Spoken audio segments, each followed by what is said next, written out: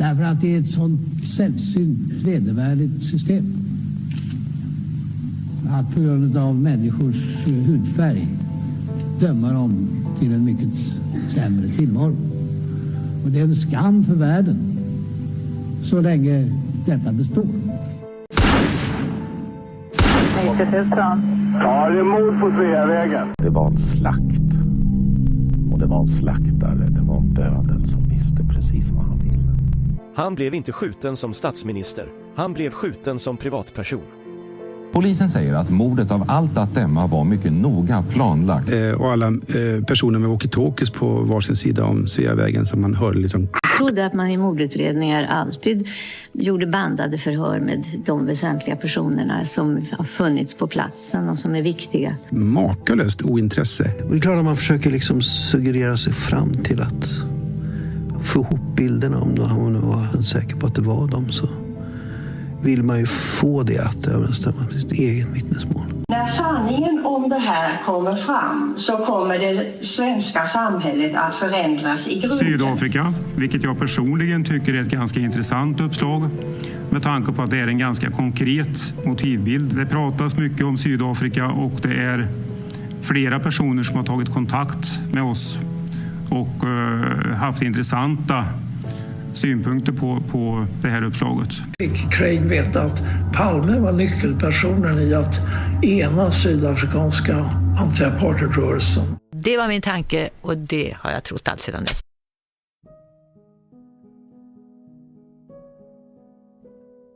I förra delen gick vi igenom hur man kan gå på djupet för att försöka nysta i märkliga beteenden från personer som ger sken av att de vill få fram sanningen bakom Palmemordet och sedan gör det helt motsatta. Det finns alltså en stor skillnad mellan att snacka och konkreta handlingar. Vi visade även på hur man kan bryta ner olika konkreta detaljer, utmana dessa och sedan kunna dra rimliga slutsatser om vad det egentligen handlar om. Gör man det över tid börjar tydliga mönster urskilja sig, som även det förklarar olika bakomliggande motivbilder. I denna del kommer vi att fortsätta att nysta i hur utredningen gått till. Detta för att förstå lite bättre hur man kan göra för att avslöja mörkläggarna. Även den här delen hoppas jag kommer att ligga i facket folkbildning inför framtiden så att alla kan lyssna mer noggrant när saker och ting presenteras som oskyldig, hjälpsam, ambitiös, fakta när det egentligen handlar om något helt annat. Det kommer vara en liten tröskel att ta sig över, men när man väl förstår vad det handlar om finns det ingen tvekan om vilka bra verktyg det är. Och med en Palmeskenutredning som enligt uppgifter skulle ta 9 år att bara läsa igenom kommer ni få ett fantastiskt bra tips på hur man lätt kortar ner den tiden till att välja ut vad som är relevant genom att förstå vad som helt genomskinligt olika mörkläggare ska försöka gömma undan, helt i linje med Palmeskenutredningen. Vi började redan i förra delen att förklara hur Thomas G ändrat sitt beteende så mycket och till och med bara sitter och skenintervjuar personer med färdigskrivna manus som Thomas tycker är så intressanta, fast mest bara handlar om att slippa själv att hamra in samma tomma innehåll som vanligt. Det är precis det här som också avslöjar många andra mörkläggare som funnits ett bra tag nu. Vi pratar såklart om podden Palmemordet. Där har det under en väldigt lång tid bara varit 2 programledare som varit centrala i strategin och agendan. För att inte redan nu börja med att gå igenom hela min resa i utredningen, den får vänta till mina memoarer, så tog det inte så lång tid innan jag själv upptäckte vilka mörka krafter det fanns att arbeta mot. Från början var även jag helt naiv och trodde att alla utom myndigheterna själva ville få fram sanningen, så även jag har skickat mina bidrag i utredningen till alla möjliga personer som visat på ambitioner att vilja lösa fallet, inklusive podden Palmemordet. Det var såklart aldrig något som de tog till sig av, och sedan länge är det ju självklart varför. Det skulle såklart gå att ägna mycket tid åt att dissekera varje avsnitt för att verkligen tydliggöra på vilket sätt de har arbetat. Men jag ville inte lägga all denna tid på mörkläggare, utan mest för att förtydliga hur de arbetar och på vilket sätt man kan dra nytta av det när man själv vill ta reda på saker. Så tanken är att berätta lite brett om hur det är utformat. Och sedan att vi går igenom mina egna exempel på hur jag själv fick fram informationen. Så jag kan dela med mig av hur jag själv gjort.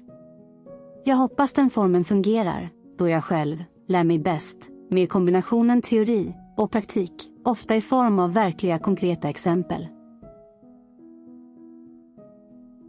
När det gäller att citera och spela upp klipp från podden som hjälp för framställningen genom att direkt lyssna till källan, vilket är precis det som podden själva har hävdat när de tagit material från andra och spelat upp, så gällde det visst inte när det handlade om kritik mot podden.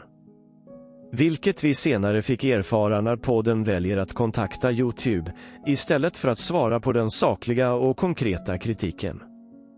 Därför väljer vi själva hur vi beskriver poddens agerande och utsagorna. Vi kommer därför återge utsagorna och hänvisar till länkarna i beskrivningen för att själva lyssna på originalet. Men, ska vi börja att försöka förklara vilka mönster som gäller för podden och hur de har lurat oss alla under flera år, så finns det några enkla och grundläggande detaljer som avslöjar hur de arbetar. Det som bland annat snabbt står klart i de avsnitt som podden producerat är att de aldrig någonsin ifrågasätter materialet i utredningen. Redan efter några lyssningar på några avsnitt tar de allting som står i materialet som sanning. Egentligen är det inte så konstigt, eftersom alla andra också gör det. Men det spelar ingen roll om man har en diskussion med programledarna. De vägrar att ens utmana sina egna tankar om vad som är sant eller inte. Med tanke på allt märkligt som kantat utredningen är detta ett mycket märkligt och avslöjande ställningstagande. Här kommer ett viktigt tips, och en av de första testerna man faktiskt kan göra på en person som ändå haft ett intresse av materialet. Visa upp ett dokument från utredningen som uppenbarligen har förvanskats. Det finns ju flera där vittnen själv uppgivit detta. Är det då inte helt rimligt att man börjar att ta till sig ett sådant argument? Självklart kan det bli svårt att ta in om man har en naiv tro om hur svenska myndigheter fungerar. Det kan vara en sak som kan ta lite tid att ställa om sig kring, men med så mycket belägg i materialet måste man till slut överväga det alternativet. Så, om en person du frågar om förvanskat material finns i utredningen svarar att det måste vara vittnena det är problem med. Så har du att göra med en mörkläggare eller en väldigt naiv person att göra. Självklart kommer då frågan om varför polisen skulle göra det. Många tycker även den tanken är skrämmande. Varför skulle polisen göra en sån sak? Det kanske till och med blir personligt. Vem ska jag lita på om jag drabbas av något och behöver hjälp av polisen? Det är klart att det kan vara mycket att ta in som påverkar ens världsbild. Men tänk om det kan finnas mycket starka motiv för att det faktiskt är så. Egentligen, med en rimlig säkerhetspolitisk förklaring, och även om den ligger som en grund för ett ouppklarat mord, så kommer nog polisen ändå, om du skulle behöva hjälp. Har du då möjlighet att ta in att materialet kan vara manipulerat? Kan du då ta till dig att det finns kunskap för att tolka materialet på ett annat, mer vetenskapligt baserat sätt? Poängen med resonemanget är att utmana någon med faktiska belägg från ett förvanskat Palmeskenutredningsmaterial. Det borde alltså rimligen kunna väcka tvivel hos folk. Gör det inte det, blir det helt enkelt misstänksamt. Detta gäller i allra högsta grad podden Palmemordet. Men, för att faktiskt ta ett konkret exempel, så redogör jag för hur jag själv i början drog nytta av podden för att hitta vidare i materialet, när jag inte hade någon aning om vart jag skulle ta vägen, efter att ha utrett de centrala delarna. Som bakgrund kan jag kort nämna hur jag direkt, när jag försökte få hjälp i mina utforskningar om vittnet Stigs förehavanden och en sydafrikansk hare, stötte på flera personer bakom flera profiler som jagade mig i olika forum och försökte håna, idiotförklara, hota, tysta mig. En av dessa, som förekommer både i Palmerummet och på Flashback, var inte svår att identifiera eftersom han använder samma argument genomgående och samma tillvägagångssätt.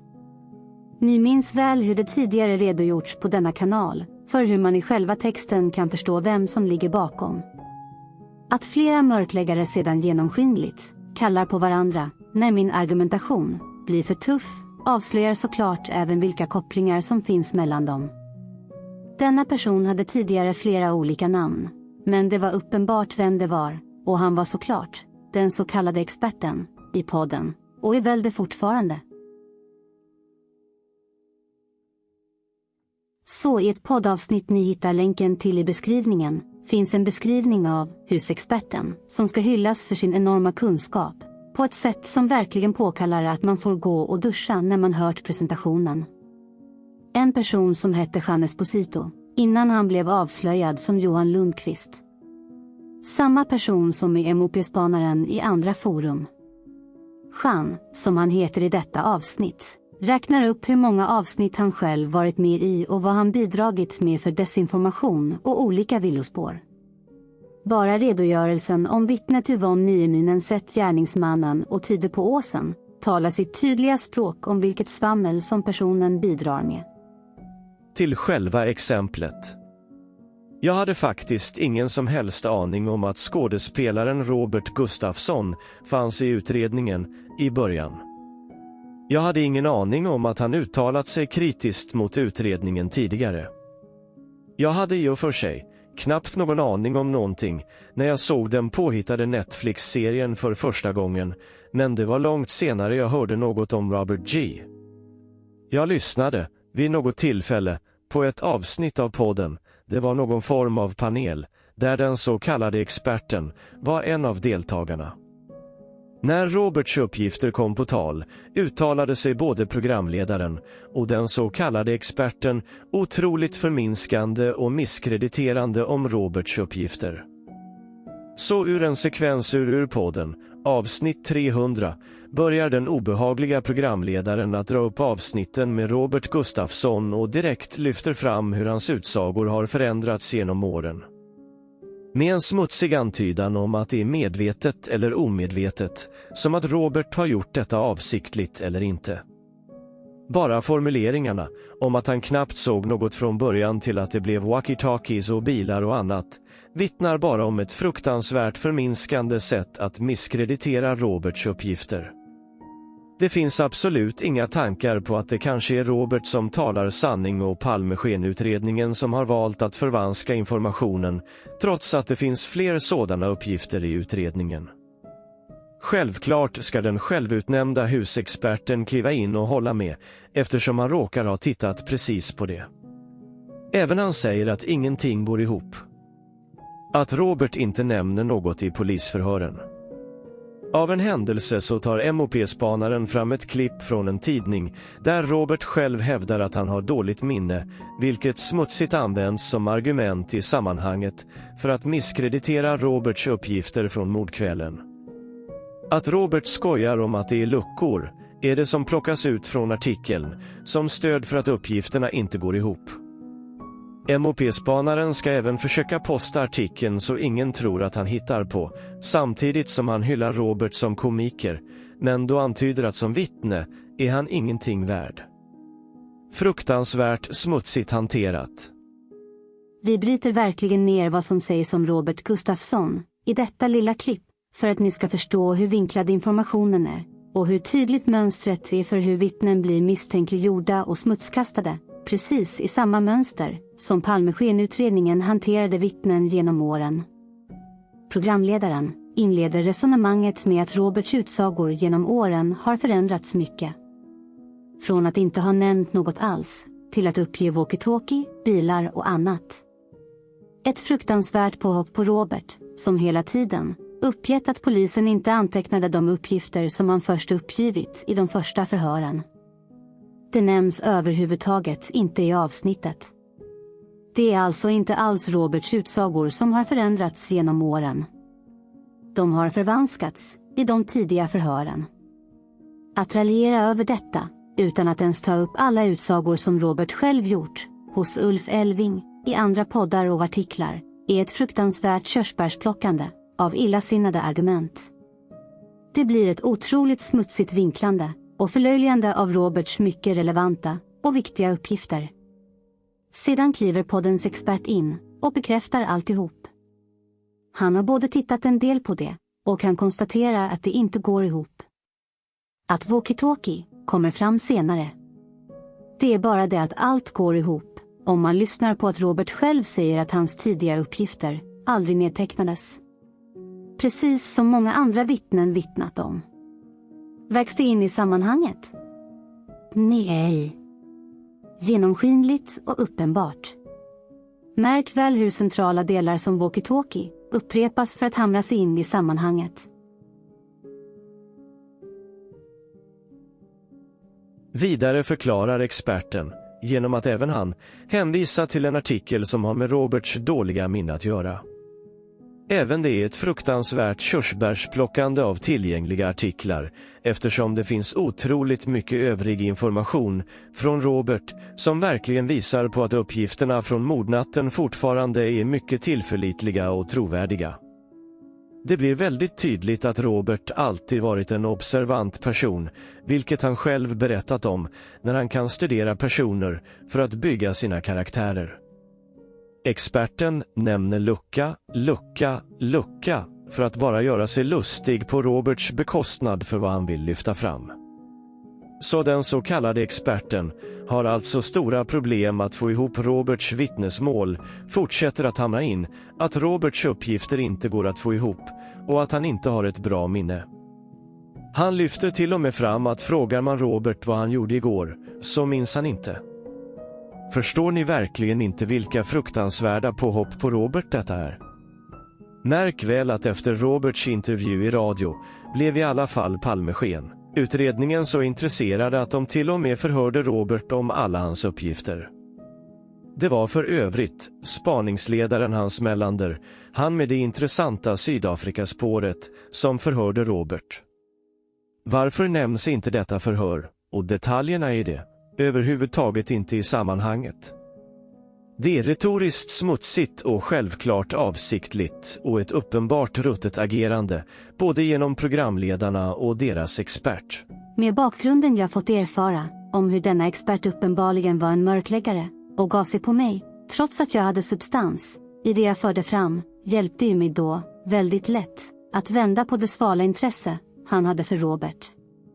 Redan här förstod jag att Robert istället måste vara intressant, eftersom en mörkläggare uppenbart förminskade Roberts uppgifter.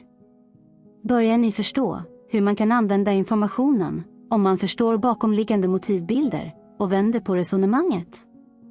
Om någon som man vet bidrar till mörkläggningen, som tidigare hånat, förringat, tryckt ner en själv i olika forum, inte anser att en uppgift är så intressant, så förstår man att den egentligen är det. Välkommen till vittnespsykologi och en 37 år gammal mörkläggning. Självklart skaffar man fram alla de egna förhör som Robert bidragit med genom åren och som finns i utredningen och bildar sig en egen uppfattning om vad allt handlar om. I just Roberts fall finns det väldigt mycket av hans utsagor tillgängliga via olika intervjuer han gjort genom åren som vi tidigare redovisat i ett avsnitt på denna kanal. Det råder absolut ingen tvekan om att Roberts information har förvanskats av utredningen av det han uppgivit tidigt.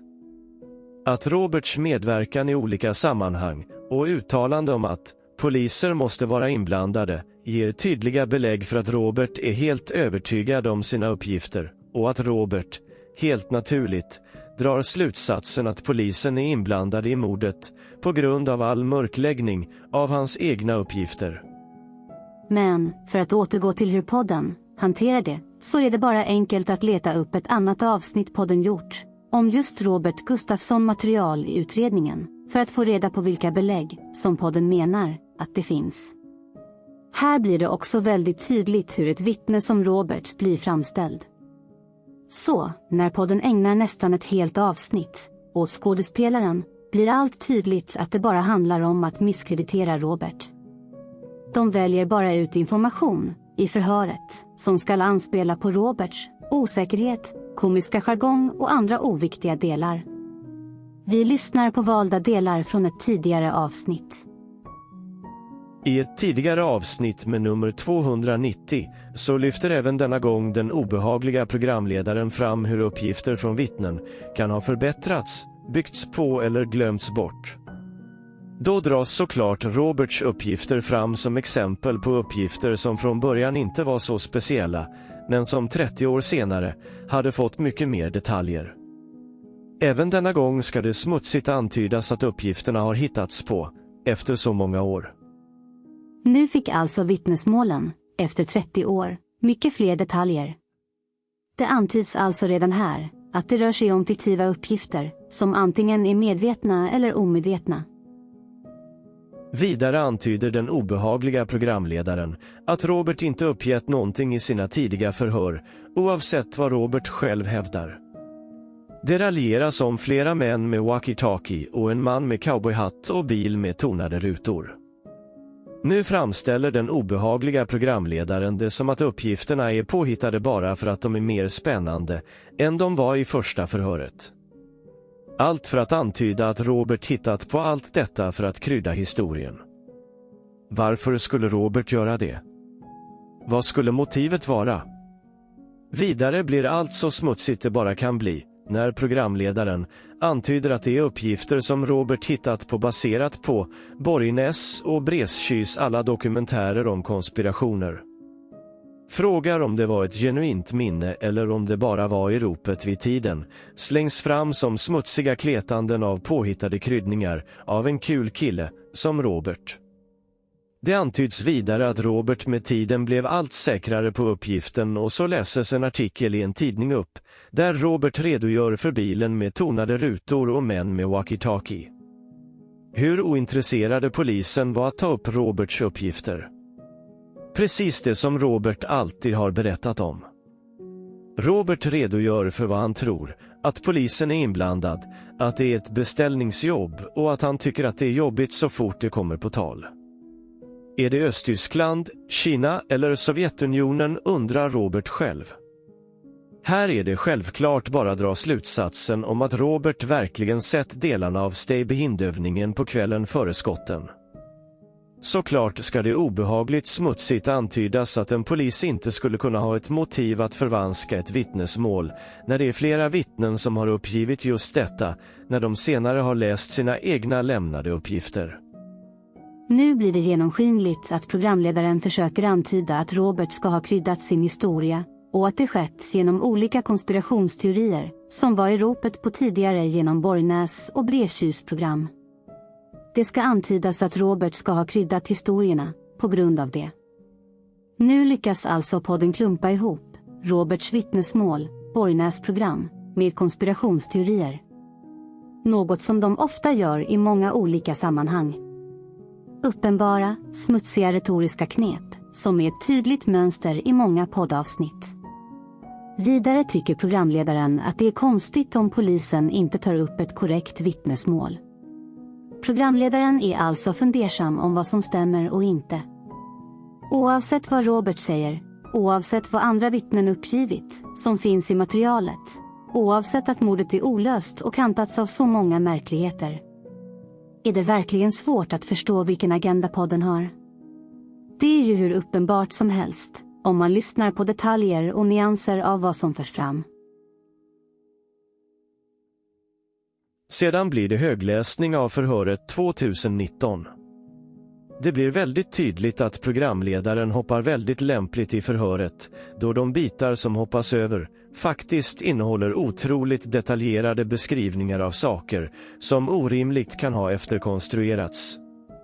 Det är ett fantastiskt vittnesmål, efter så lång tid, på flera punkter som kan anses som så kallade ankare, som vi tidigare redogjort för, som ger substans och trovärdighet i utsagan.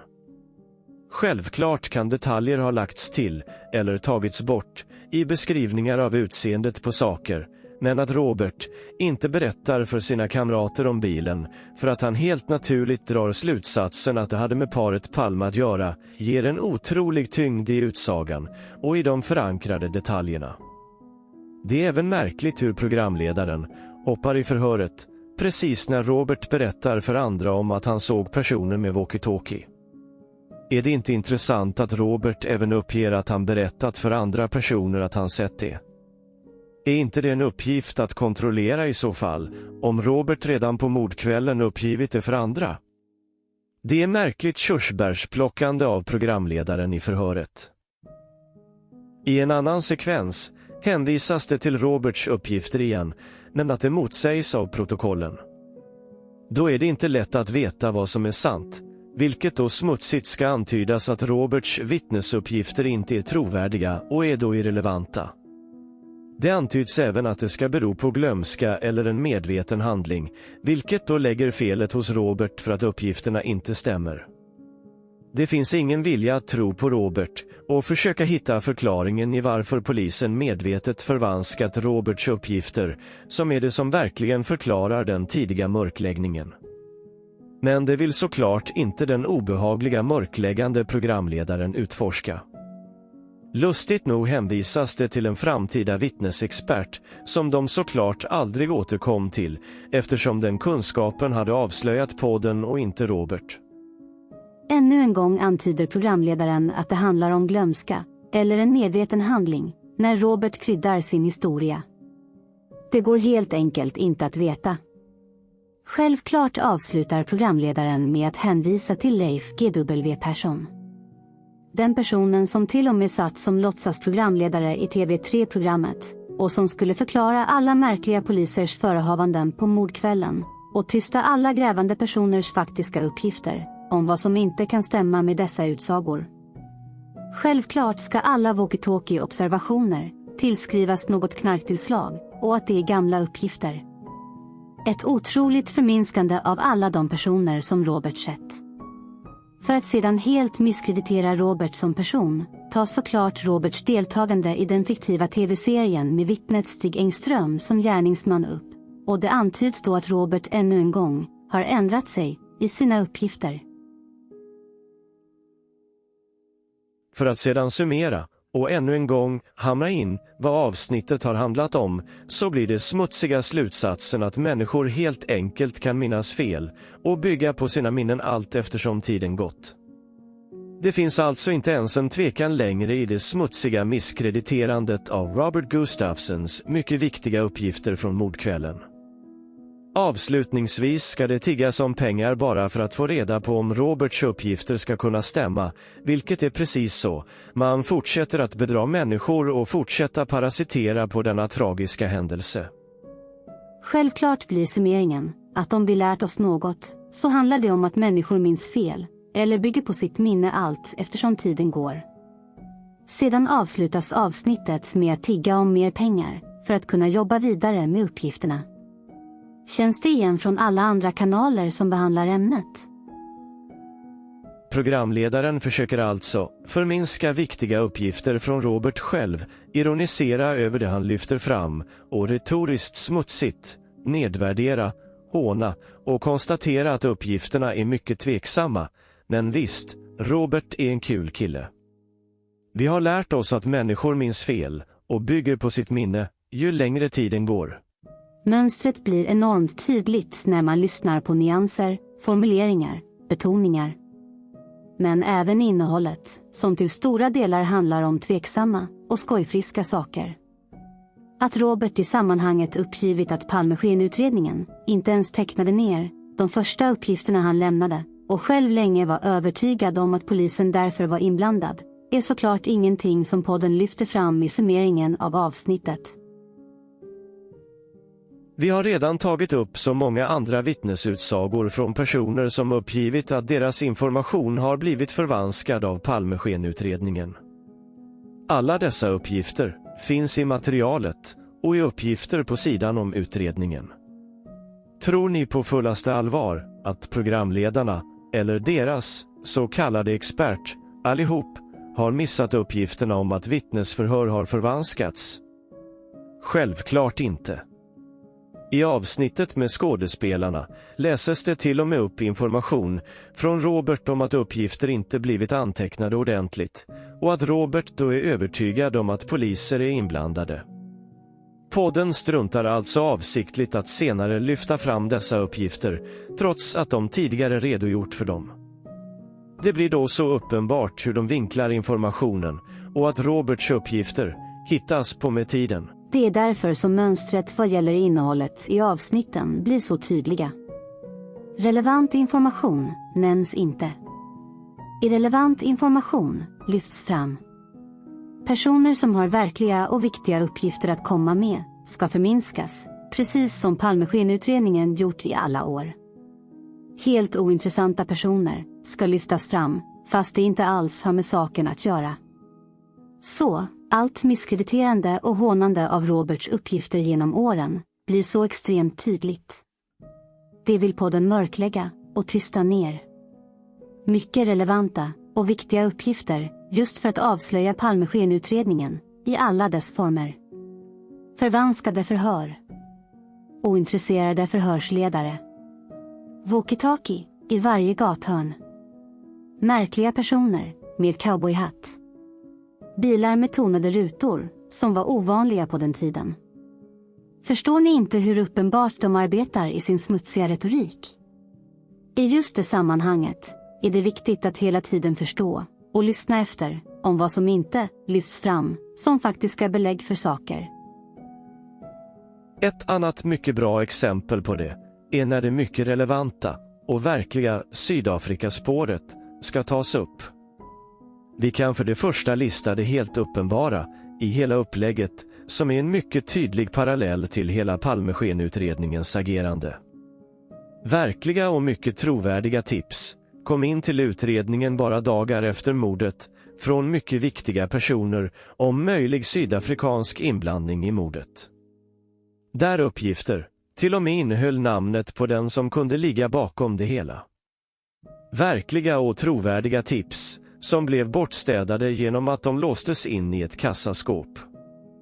Så, när podden knappt nämner Sydafrika förrän efter flera hundra avsnitt, trots att spaningsledaren Hans Melander redan 2020 förklarat att det var hans personliga, mest intressanta spår, avslöjade mycket tydligt att podden, likt Palmeskenutredningen, gömmer undan det. Så, när podden till slut tvingas att ta upp ämnet för att om möjligt försöka behålla någon som helst trovärdighet i fallet, blir det då intressant att verkligen ta reda på vad innehållet faktiskt blir. Det blir både uppenbart och genomskinligt att det inte kommer några som helst avslöjanden. Det blir högläsning ur tillrättalagda förhör från Palmeskenutredningen, där vi tidigare bara övergripande nämnt hur genomskinligt vinklade förhören är, när de till och med frågar skytten om man träffat några svenska poliser, bland det första de gör. Bara för att via förhöret avsiktligt snacka bort hur Tommy Lindström snabbt drog ner till Sydafrika och började påverka de sydafrikanska agenterna till att ändra sina uppgifter.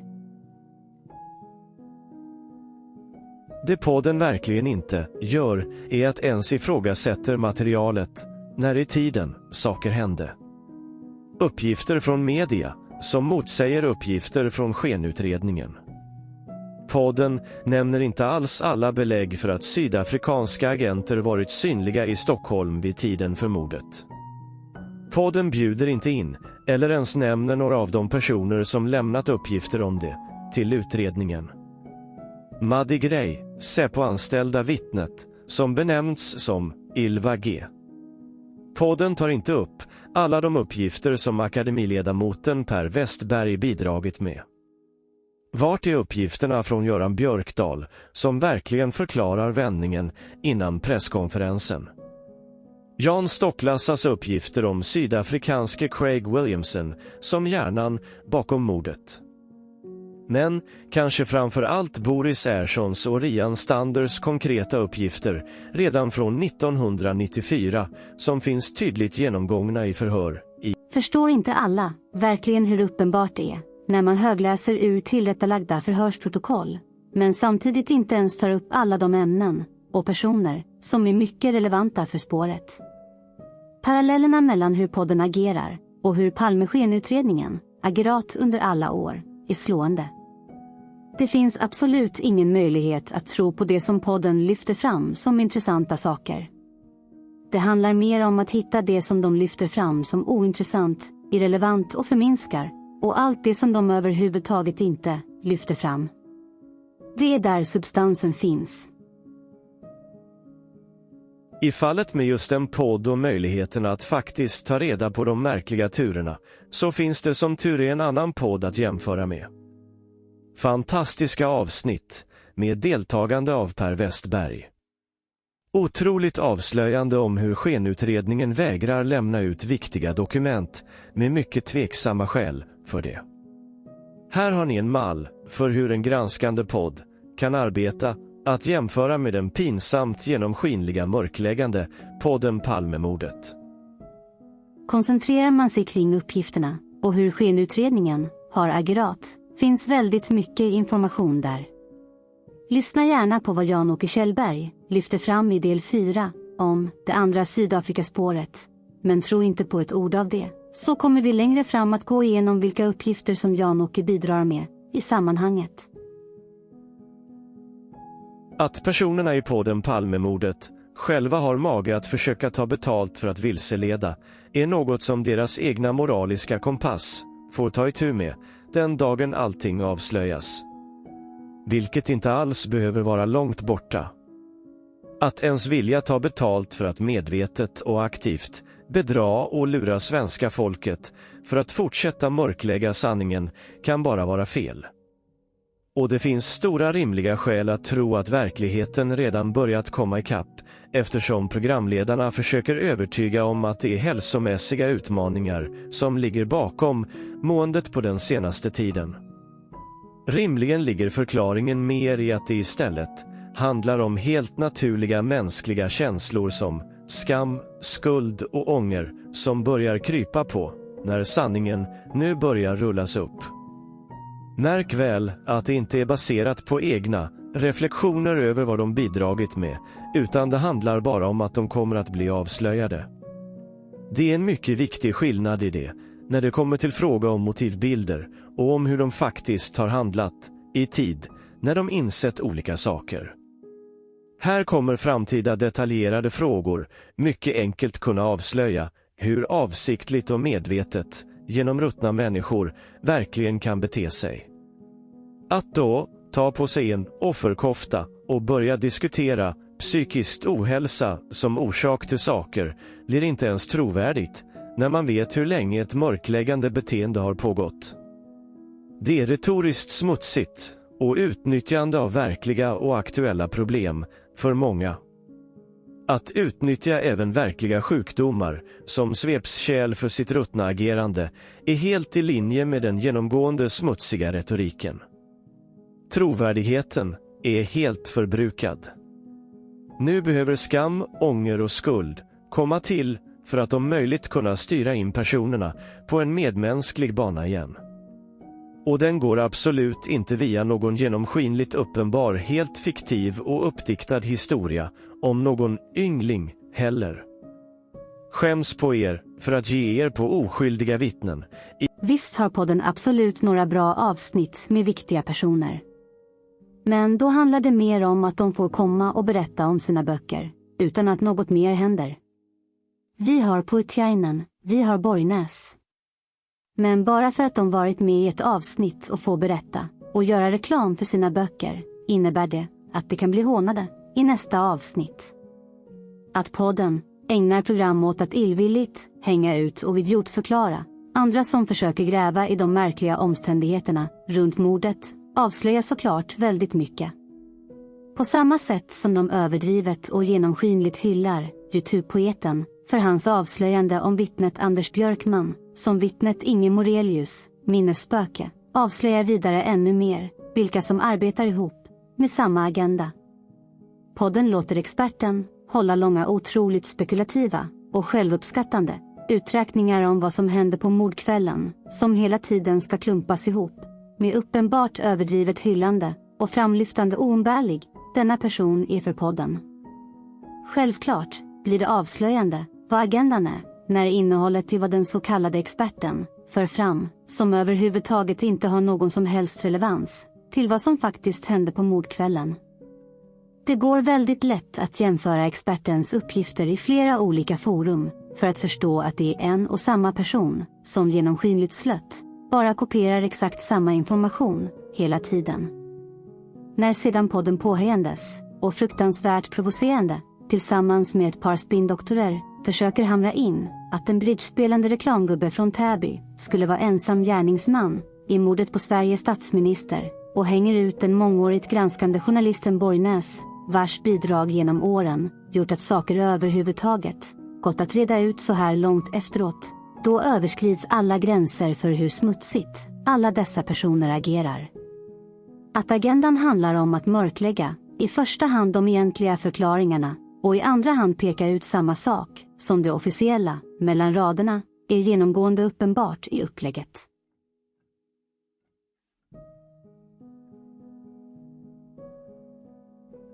Men med det sagt är det en fantastisk resurs. Eftersom, när man väl förstår hur arbetet går till, men framförallt förstår vilken information och vilka poänger de försöker få fram, så är det ovärderligt när man vill få fram sanningen. Det handlar bara om att tolka det tvärtom. Det finns nämligen ett mycket grundläggande motiv hos de flesta, normala, som för pengar gör något. De vill producera, de vill bidra till något, de vill göra rätt för sig, imponera på andra, vilja vara med i något gäng. Den inneboende grundförutsättningen är inget att bara vifta bort. Speciellt inte som vi får det i modersmjölken, när vi i vår kultur är uppfostrade till det. Att man faktiskt gör rätt för sig, för den ersättningen man får för något. Att detta sedan kan innebära att vissa bedrar hela befolkningen i landet de själva bor, kan de säkert själva motivera med någon självövertygande lögn de skapat för att stå ut med vad de gjort. Att få vara del av något stort och hemligt kan säkert locka till sig de mest osäkra, utstötta, vilsna människorna som gärna överger sin moral, medmänsklighet, grundläggande mänskliga värderingar för att få vara med. Att de blir en grupp eller ett gäng som delar samma mål kan mycket lätt bli farligt påhejande baserat på grupppsykologiska teorier. Det är verkligen sorgliga och ruttna själar som beter sig så. Gissningsvis för att inte ha så mycket annat att erbjuda mänskligheten. Så att behärska och förstå kunskapen ger som vanligt stora möjligheter att även tillämpa metoderna på händelser och skeenden över tid, även i privatlivet och i andras. Som summering kan ni kanske nu se hur bra det har fungerat att använda podden för att komma vidare i utredningen. När det skulle ta 9 år att gå igenom materialet i utredningen är det mycket bättre att lyssna på just det som podden försöker att gömma undan och istället lyfta fram och använda det. På det sättet har man kunnat använda podden för att bara på 1 år lösa upp de flesta trådarna. Att tacka podden för det, när de egentligen avsiktligt har vilselett alla andra under så många år, skulle kanske vara lite överdrivet. De som deltagit i arbetet med podden aktivt kommer aldrig att slippa ifrån det här ansvaret, som bedragare. Men visst är jag nöjd med att deras uppenbara och genomskinliga upplägg och smutsiga retorik gav mig en snabb väg in i vilket material som var intressant att fördjupa sig i, bara genom att mer i detalj titta på det som de förminskar och försöker tona ner.